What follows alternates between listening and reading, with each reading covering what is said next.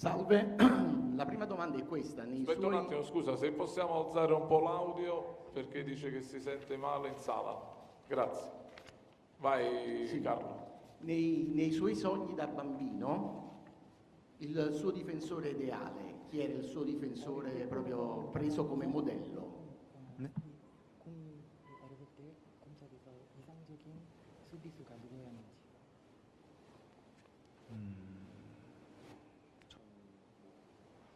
해외 선수들로 봤을 때는 이제 라모스 선수, 라모스. Namus tra i giocatori stranieri direi Namus. Sergio Ramos.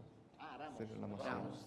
Un difensore insomma. Ho parlato di Sergio Ramos, ma l'Italia è stata per anni la patria dei difensori. Lei è un difensore italiano che ha amato da giovane, lo ha avuto. Grazie. 혹시 이탈리아 선수 수비수 중에서 어렸을 때 좋아했던 선수가 있는지? 어렸을 때요.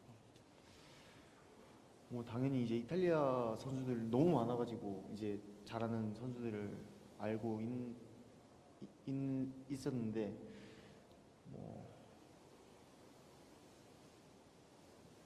뭐 한 명 굳이 꼽자면 Sono talmente tanti i giocatori italiani che io ammiro che faccio fatica veramente a sceglierne uno. Però se dovessi proprio dirne uno, Cannavaro 선수. Cannavaro, direi Cannavaro.